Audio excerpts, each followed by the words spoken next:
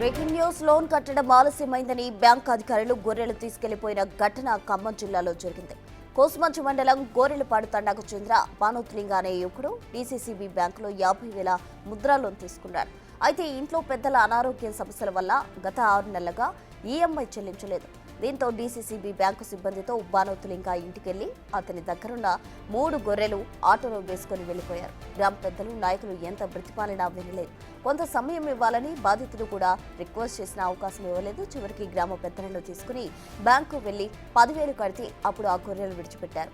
ఈ అంశంపై స్థానిక ప్రజలు ఆగ్రహం వ్యక్తం చేస్తున్నారు. 100 కోట్ల లోన్లు తీసుకుని ఎగేసిన వారిని ఏం చేయలేని ఈ బ్యాంకులు చిన్న చిన్న నిరుద్యోగులపై ప్రతాపం చూపిస్తున్నాయని మండిపడుతున్నారు.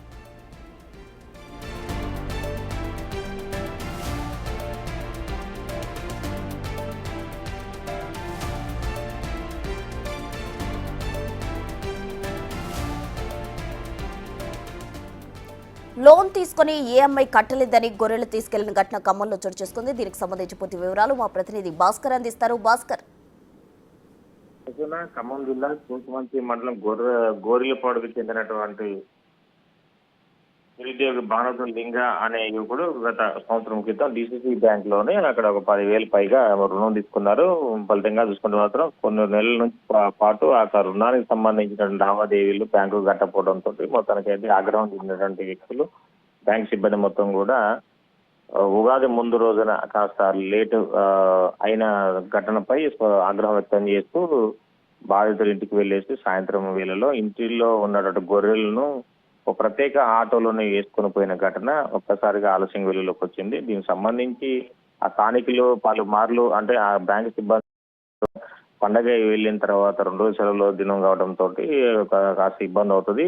పండగ వెళ్ళిన తర్వాత మరుసటి రోజు తాము హామీ ఉంటామని చెప్పినా కానీ వాళ్ళు బ్యాంకు సిబ్బంది వినకుండానే మొత్తానికైతే ఆ గొర్రెలను ఆటోలో వేసుకొని బ్యాంకు వద్దకు తరలించడంతో మళ్ళా కొంతమంది దగ్గర అప్పగించుకున్నటువంటి బాధితులు మొత్తానికైతే వాళ్ళ తర్వాత మరో గ్రామంలో ఉన్న పెద్ద మనుషుల సహాయంతో బ్యాంకు దగ్గరకు వెళ్ళేసి అక్కడ వాళ్ళకు నగదు కట్టి రిసిప్ట్ తీసుకున్న తర్వాత గొర్రెలను మళ్ళీ అదే ఆటోలో ఇంటికి పంపించిన ఘటన సోషల్ మీడియాలో వైరల్ అయింది. దీనికి సంబంధించి అంటే ఆ ఎవరికి బయటికి రాక ఈ యొక్క ఘటనపై బయటకు పక్కన విధంగా పలు జాగ్రత్తలు తీసుకున్నప్పటికీ మాత్రం నిందితుల కుటుంబీకులు మరోవైపు ఇంటి పక్కన వాళ్ళు కూడా వీడియోలు మొత్తం మొబైల్ తీసుకోవడంతో ఈ యొక్క ఘటన ఆలస్యంగా బయటకు వచ్చింది. మొత్తానికైతే ఇలాంటి ఘటన అంటే లక్షల నుంచి కోట్ల రూపాయలు బకాయిలు ఉన్నటువంటి నేతలపై ఎలాంటి దాడులు ఈ పరంగా ప్రవర్తించినటువంటి సిబ్బంది ఒక్కసారిగా సన్న గిరిజనకారైతే అయినటువంటి పేదవానిపై మాత్రం ఇంటి మీదకి వెళ్లి ఆ ఇంటి మీద ఉన్న గొర్రెలను కావచ్చు లేదా పాడి పశువులకు సంబంధించిన వాటి మీద